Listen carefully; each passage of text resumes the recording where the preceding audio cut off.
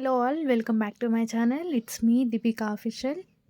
శ్రావణ మాసం అయితే స్టార్ట్ అయిపోయింది కదా. మీలో ఎంతమంది నాన్ వెజ్ తినని వాళ్ళు ఉన్నారో కామెంట్ చేసేయండి. వాళ్ళ కోసం అయితే ఈ రెసిపీ మెయిన్గా శ్రావణ మాసంలో బిర్యానీని మిస్ అవుతూ ఉంటారు. దాన్ని రీప్లేస్ చేయడం కోసమే ఈ వెజిటేబుల్ బిర్యానీ. సేమ్ మన నాన్ వెజ్ బిర్యానీ లాగానే ఉంటుంది. ఇప్పుడైతే ప్రాసెస్లోకి వెళ్ళిపోదాం. ఫస్ట్ అయితే కుక్కర్ పెట్టుకుని అందులో కొంచెం ఆయిల్ యాడ్ చేసుకున్న తర్వాత బిర్యానీ స్పైసెస్ అన్నీ కూడా యాడ్ చేసుకుని 2 మినిట్స్ పాటు బాగా ఫ్రై అవ్వనివ్వాలి.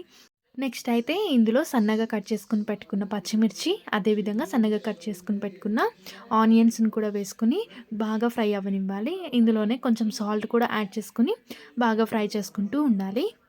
ఆనియన్స్ అనేవి గోల్డెన్ షేడ్ వచ్చేంత వరకు కూడా దగ్గరుండి బాగా మిక్స్ చేసుకుంటూ ఉండాలి. ఆనియన్స్ ఎప్పుడైతే గోల్డెన్ షేడ్లోకి టర్న్ అయిపోతాయో అప్పుడు ఇందులో మనమైతే కట్ చేసుకుని పెట్టుకున్న వెజిటేబుల్స్ని 1 బై 1 అయితే యాడ్ చేసుకోవాలి. ఫస్ట్ ఇందులో అయితే పొటాటో, క్యారెట్ అండ్ బీన్స్ అయితే నేను యాడ్ చేస్తున్నాను. ఇవి నా దగ్గర అవైలబుల్గా ఉన్నాయి కాబట్టి నేను ఇవి వేసాను. మీ దగ్గర ఏవైతే వెజిటేబుల్స్ అవైలబుల్గా ఉంటాయో అవన్నీ కూడా మీరు ఇందులో వేసుకోవచ్చు. అండ్ ఇందులోనే మిల్ మేకర్ కూడా వేసుకోవచ్చు, టేస్ట్ బాగుంటుంది. కాకపోతే నేను ఇక్కడ దీనికి కాంబినేషన్గా మిల్ మేకర్ కర్రీ అయితే ప్రిపేర్ చేశాను.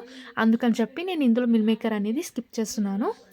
మనం యాడ్ చేసిన వెజిటేబుల్స్ అన్నీ కూడా ఆయిల్లో ఒక 2 మినిట్స్ పాటు ఫ్రై అయిన తర్వాత సన్నగా కట్ చేసుకుని పెట్టుకున్న టమాటో కూడా ఇందులో వేసుకొని బాగా ఫ్రై చేసుకోవాలి. వెజిటేబుల్స్ అన్నీ కూడా ఒక 50% కుక్ అయిపోయేలాగా బాగా మిక్స్ చేసుకోవాలి. నెక్స్ట్ అయితే ఇందులో టేస్ట్కి సరిపోయినంత కారాన్ని అయితే యాడ్ చేస్తున్నాను.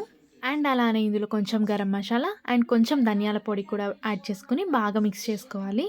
కారం యాడ్ చేసుకునే ప్లేస్లో మొత్తం పచ్చిమిర్చినే యూజ్ చేసుకోవచ్చు. కొంతమందికి పచ్చిమిర్చి పడదు కాబట్టి కారం కూడా యాడ్ చేసుకోవచ్చు. ఏదైనా మీ ఆప్షనల్ మాత్రమే. ఇప్పుడైతే ఇందులో రైస్ అయితే యాడ్ చేసుకోవాలి.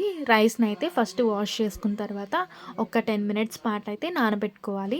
ఆ రైస్ని అయితే ఇందులో యాడ్ చేసుకోవాలి. ఫ్లేవర్స్ అన్నీ కూడా రైస్కి పట్టేలాగా బాగా మిక్స్ చేసుకోవాలి. మరి ఎక్కువసేపు మిక్స్ చేయకూడదు, ఎందుకంటే రైస్ అనేది విరిగిపోతుంది. అందుకే స్లోగా ఒకసారి మిక్స్ చేసుకుని జస్ట్ ఒక 2 మినిట్స్ పాటు ఉంచేసి ఆ తర్వాత మనమైతే వాటర్ యాడ్ చేసుకోవాలి. నేనైతే ఇక్కడ 1 కప్ రైస్కి 1.5 కప్ వాటర్ అయితే తీసుకున్నాను. ఎప్పుడు కూడా ఇది కరెక్ట్గా ఉంటుంది మెజర్మెంట్.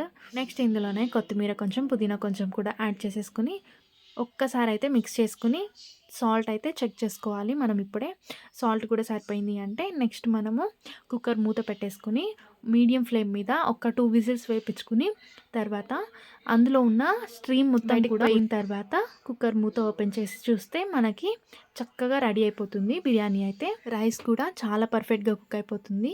నెక్స్ట్ ఇందులో మెయిన్ ఇంగ్రీడియంట్ బ్రౌన్ ఆనియన్స్ అయితే యాడ్ చేసుకోవాలి. దీనివల్ల టేస్ట్ అనేది సేమ్ నాన్ వెజ్ బిర్యానీ లాగా అయితే వస్తుంది. సో పైనుంచి కొంచెం బ్రౌన్ ఆనియన్స్ అన్నీ యాడ్ చేసేసి ఒక 2 మినిట్స్ తర్వాత సర్వ్ చేసేసుకోవడమే.